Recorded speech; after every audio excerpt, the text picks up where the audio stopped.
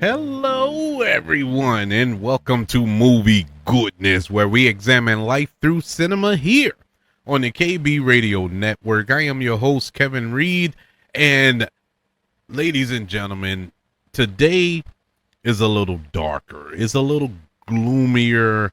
The sun isn't shining as bright as it was yesterday because today, August the 25th, 2026, we lost a legend. We lost an icon, and you never miss a good thing till it's gone type deal. And that's how I felt when I first saw the news that Miss Dolly Parton has passed away at the right young age of 80 years old.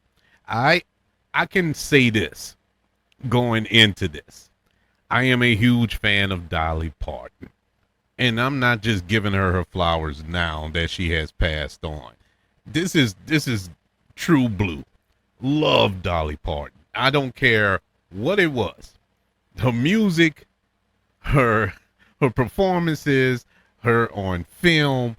It's just something about Dolly Parton that it was just that girl next door, oddly enough, type feel that she gave, like somebody you could just be cool with. She was just cool. She just reeked cool.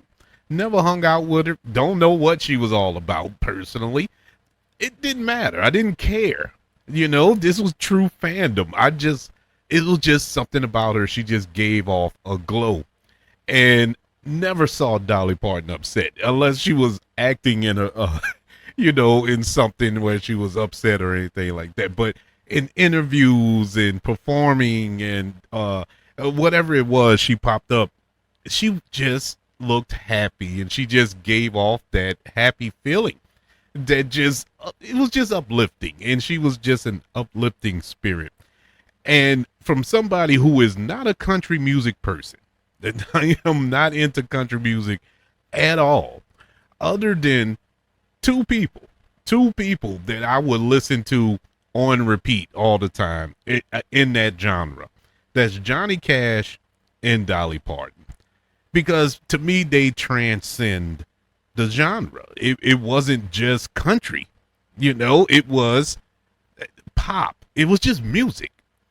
And Dolly Parton had that ability. She just touched my soul along with millions of others around the world with her just beautiful voice. She had one of those unique voices that was uh how can I describe it? It's there are hundreds of gifted performers, singers that can really, you know, push that button for everybody, where everybody loves them. I don't care if you're black, white, young, old, American, Siberian, whatever. It didn't matter. It's just something about their voice.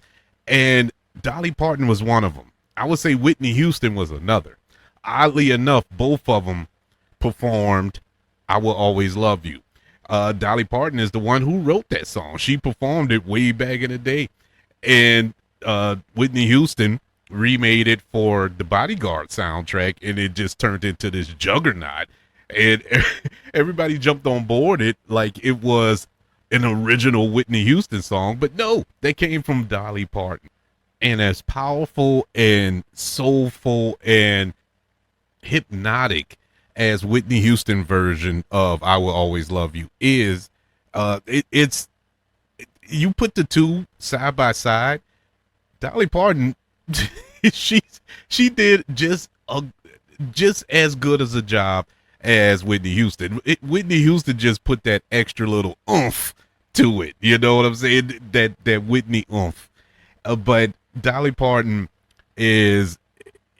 she will always be an icon in my eyes. Of course, she was a musician, an actress, a philanthropist, a businesswoman. She was dubbed the Queen of Country. And she is one of the most honored female country performers in history. Dolly Parton received multiple accolades throughout her, get this, 60 years, 6 decades That's a career, man. Some of those accolades include 11 Grammy Awards, 3 Emmy Awards, the Gene Herzog Humanitarian Award, along with nominations for not one, but 2 Academy Awards, 6 Golden Globe Awards, and a Tony. She wrote her very first song at the age of 6 years old and performed it regularly on TV at the age of 10 and made her first recording at the age of 11. She became a professional songwriter at the age of 16 years old. And after writing hits for other artists, her debut album, Hello, I'm Dolly, was released in 1967, beginning a career spanning 60 years and 50 studio albums. Dolly Parton composed more than 3,000 songs, which include the aforementioned I Will Always Love You, which is a 2-time U.S. country chart topper and an international hit for Whitney Houston that sold 40 million copies worldwide. My all-time favorite song, Jolene, from Dolly Parton. I love that song. I don't know why. It's just a deep song. I never heard a song. I never heard a song where a woman is begging another woman to just leave my man alone. Please don't mess with him, because if you mess with him, I'm gonna lose him. You know, she wasn't talking. Never once did she ask her man, "Don't mess with Jolene." She went straight to the source. She went straight to Jolene and said, "Please leave my man alone, because I know he's gonna go to you." You know, it just an awesome song, but sad, but awesome at the same time. As an actress, she starred in the 1980 cult classic 9 to 5, which we're going to review at the end of this show, as well as The Best Little Whorehouse in Texas in 1982, and earned Golden Globe nominations for both of those films. She also starred in Ryan House, which I think co-starred Sylvester Stallone in 1984, Still Magnolias in 1989, which is one of my favorites from back then, Straight Talk in 1992, and Joyful Noise in 2012. With estimated sales exceeding 100 million records, Dolly Parton is one of the best-selling music artists of all time. Her music includes certified gold, platinum, and multi-platinum awards. 25 of her singles reached number 1 on the Billboard's country music charts, tying with Reba McEntire for the most by a female artist. She had 44 career top 10 country albums, a record for any artist, and 110 career chart singles over 40 years. Her 49th and final studio album, Rockstar, was released in 2023, became her highest charting Billboard 200 album, peaking at number 3. I so happened to listen to that album, believe it or not.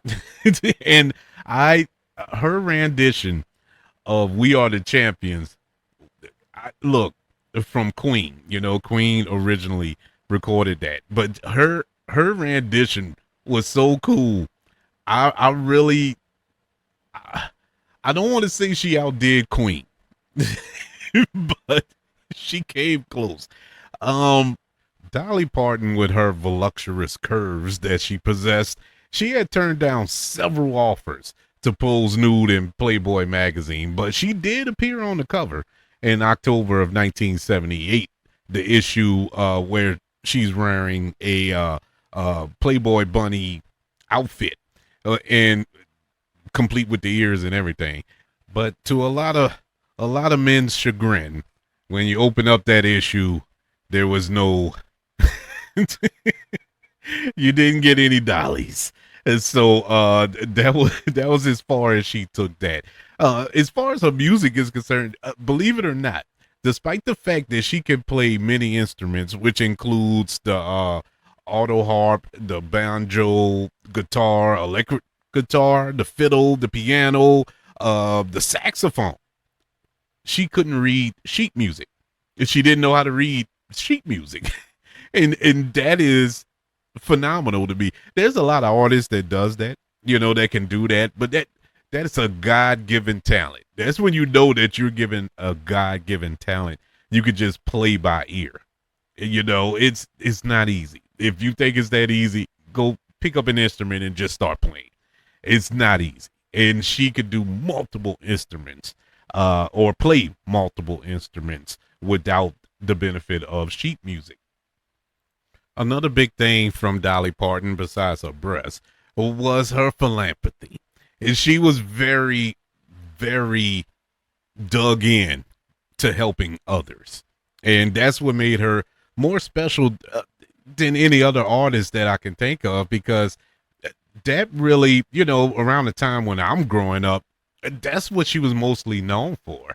All of the things that she did for others, all of these foundations. One of them is a nonprofit organization, Dollywood Foundation, and that was to improve education outcomes among children in her home county in Tennessee. Among the foundation's early efforts was the Buddy program. And in that program, 7th and 8th grade students paired with a friend and pledged to support each other in remaining in school and graduating from high school. Students who graduated received $500.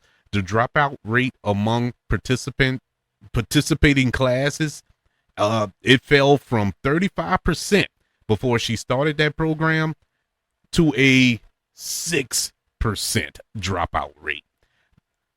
Unbelievable. Just that little effort. And the program encouraged the community to develop additional incentives to sustain the improvement of that statistic. One of the other programs was the literacy program, and that was called Dolly Parton's Imagination Library, as also a part of the Dollywood Foundation. And it was founded in honor of her father, who never learned how to read or write.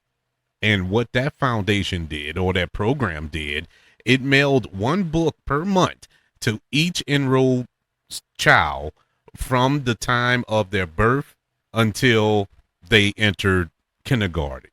Over 1,600 local communities provide the Imagine Library to almost 850,000 children each month across the United States, Canada, the UK, Australia, and Ireland. That's how far it reached out.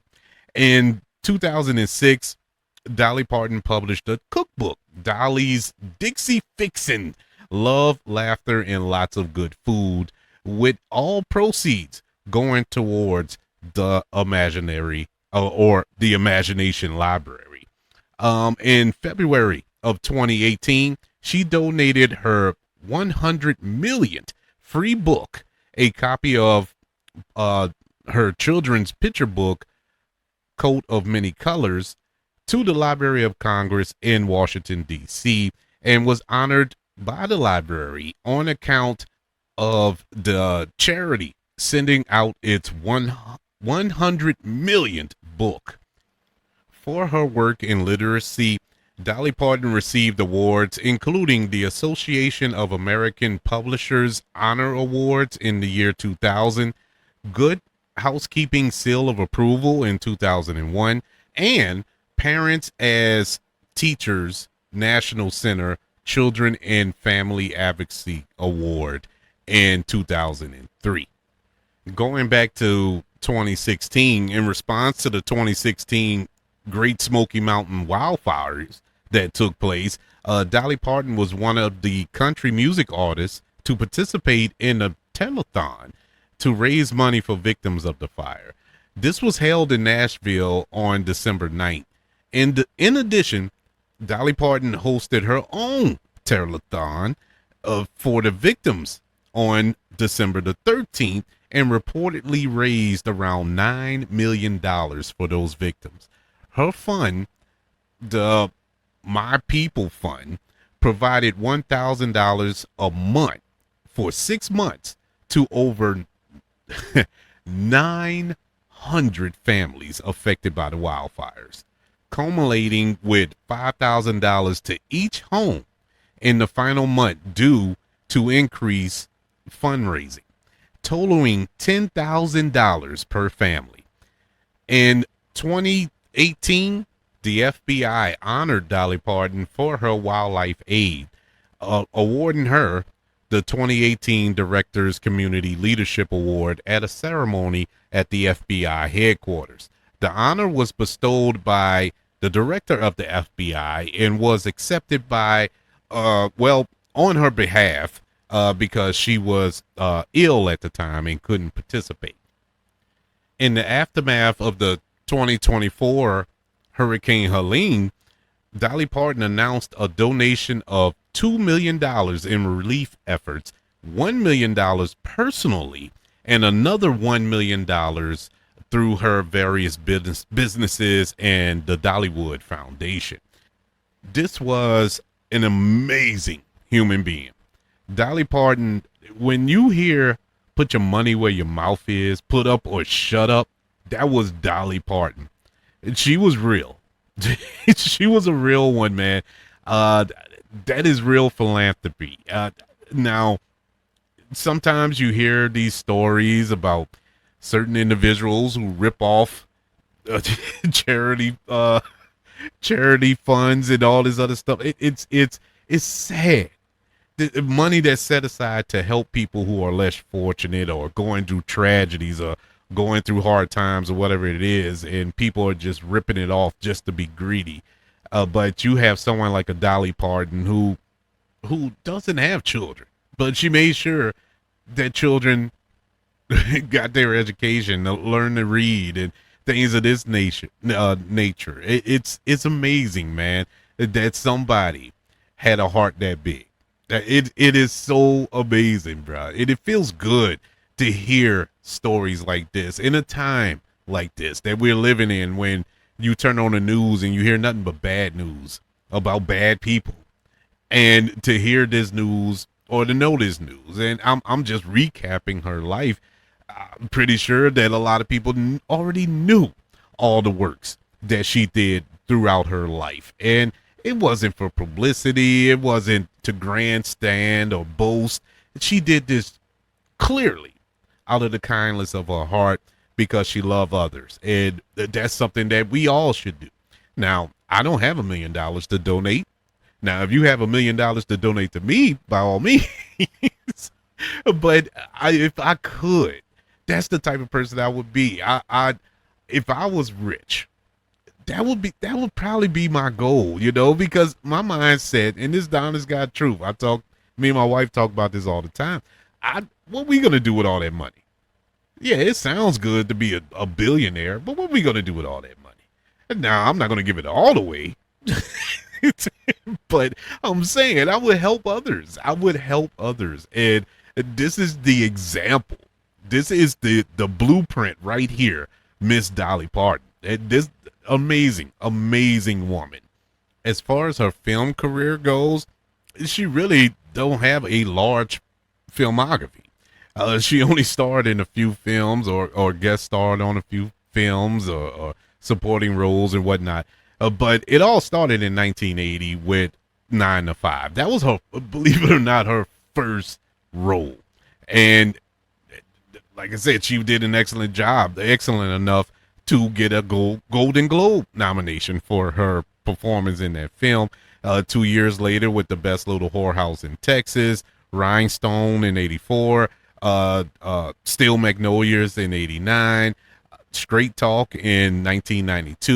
In 1993, The Beverly Hillbillies, where she played herself in a cameo. She also had a cameo as herself in Miss Congeniality. I can never say that. Part 2 with Sandra Bullock in 2005. Gromeo and Juliet, she played the voice of Dolly Grome. Joyful Noise, In 2012, Hollywood to Dollywood, she played herself in a cameo, and her last appearance on screen was in 2020, Dolly Parton's Christmas in the Square as an angel. And so I kind of bounced back and forth on what film we was going to review. I love Steel Magnolias so much, but I want to give Steel Magnolias his own show. I don't want to split that with nothing. And so I said, okay, 9 to 5 is a film that always stuck with me. Probably because it's one of my most, I guess you could say, earliest films I remember watching when I was a youngster. I was born in '79, so I was a year old when it came out, but I didn't see it until maybe, I don't know, 4 or 5 maybe. But I loved it. I don't know why I always gravitated to this movie. One of the main reasons was because of Daphne Coleman. I love Daphne Coleman. He in my eyes was one of the most underrated actors around that time. Comedic actors, and could be serious too. I've seen him in a number of different movies, and me growing up and watching him, I just adored him. And in this film, he was the villain. he played the most sexist, egotistical, hypocritical bigot you could ever imagine. Being I think he was the CEO or the vice president of the corporation or company that these three ladies were working at, and I just loved it. This was Home Alone before Home Alone. 9 to 5 came out in 1980. It is a comedy directed by Colin Higgins, and it stars Jane Foster, Lily Tomlin, and Dolly Parton, as well as Daphne Coleman. And along with Dolly Parton, I believe this was Jane Foster's first film, or one of her first films.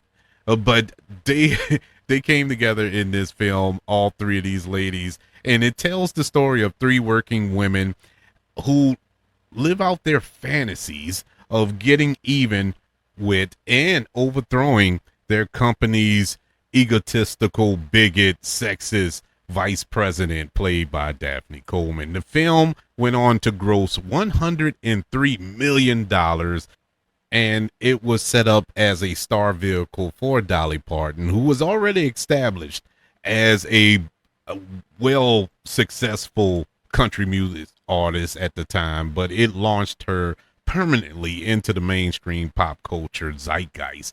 The film spawned off a TV series that ran for 5 seasons. I barely remember that TV series. I think it wasn't that good. I do remember that.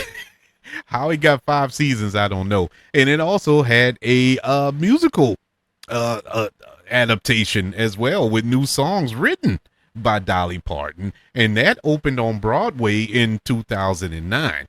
9 to 5 is 74th on the American Institute's 100 funniest movies of all time, and has a 70% approval rating on Rotten Tomatoes. It is considered a cult classic.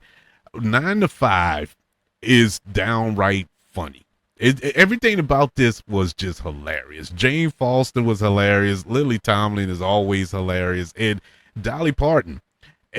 You could tell she was the young pup on this set, but she held her own with everybody else, and she stood out the most. Not just because of her, of course, her physique, but but she just stood out as a presence in this film, because everybody else was, a hustling, bustling, seemed like a city folk type person.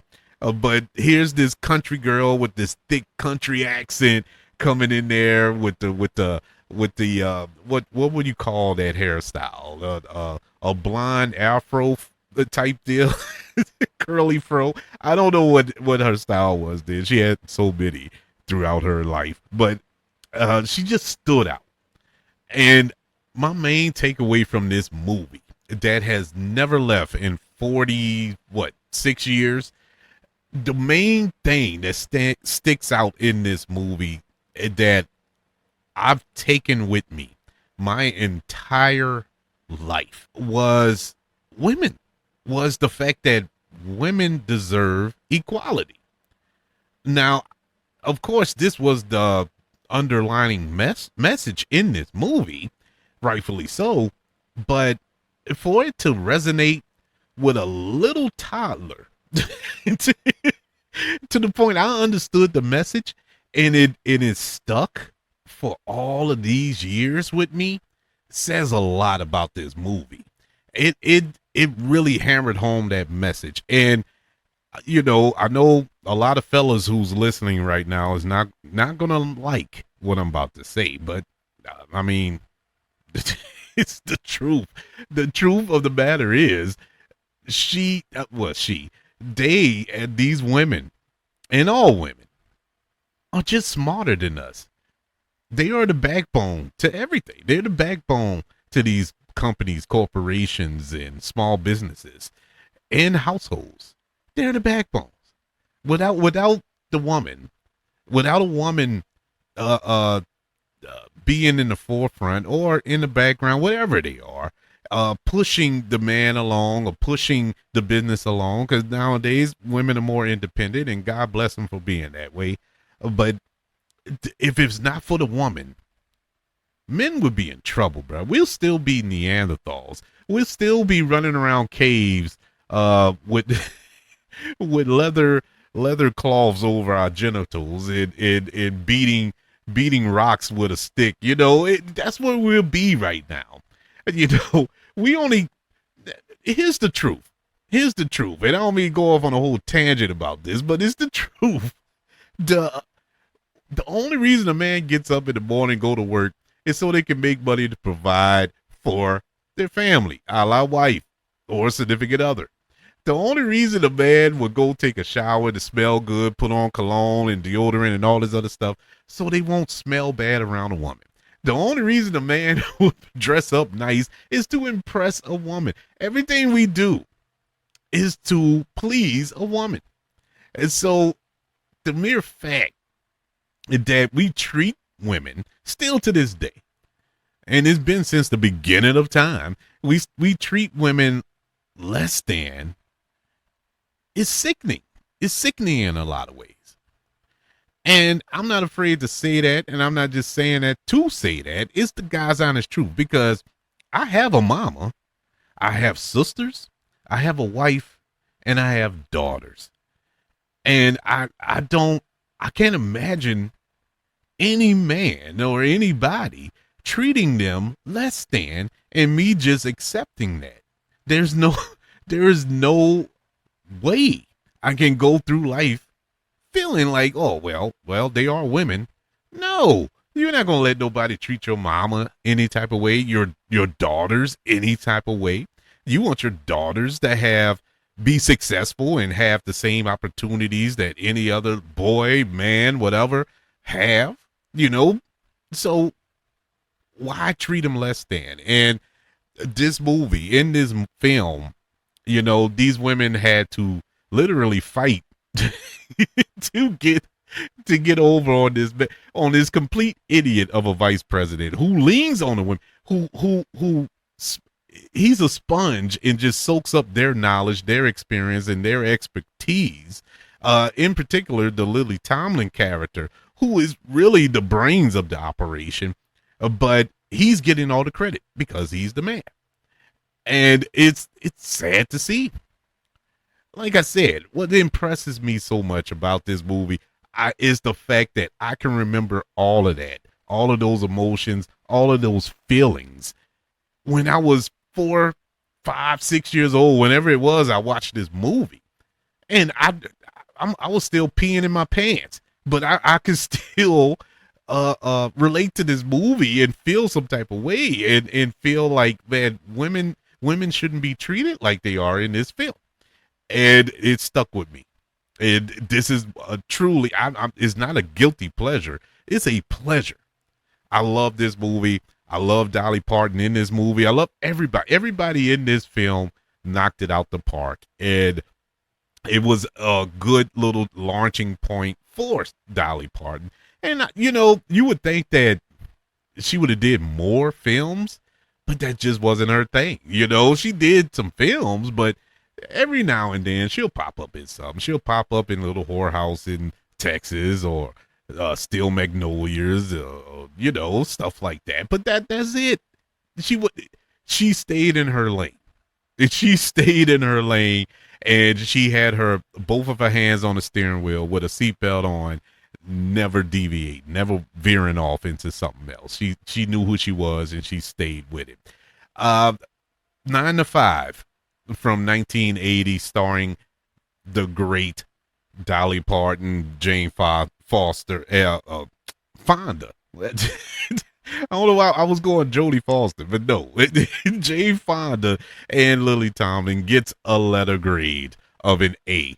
Yeah, it is a cult classic, a true classic. It's a film that I often revisit. I revisit that movie more often than anything in my life. I think I've seen this movie 100 times in my lifetime. Don't know why, but it's just one of those movies that I adore. I simply adore and will cherish, especially now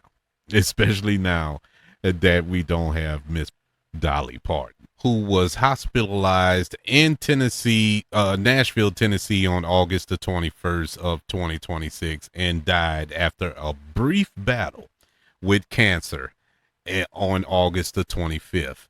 And she died at the young age of 80 years old. Yeah, man. Icon, legend, just transcending force. Just like I said to open up the show,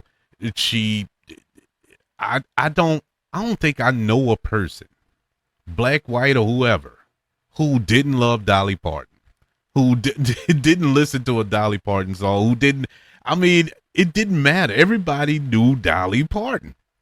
And she was just that known. She was that embedded in pop culture that everybody knew who she was and everybody loved her.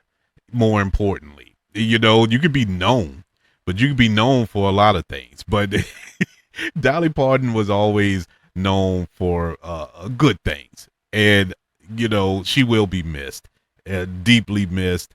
But her 60 years on this planet, she definitely left a mark in so many different ways, whether it was the music, whether it was the movies, whether it was her philanthropy, whether it was Dollywood, whether it was, no matter what it was, she did her thing. She left a legacy, and may she rest in peace, Miss Dolly Rebecca Parton.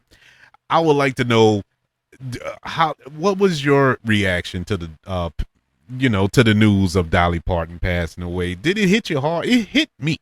And I know it's often said, oh man, this one hurts. When a artist or somebody passes away and you're a fan of them, oh man, this one stings.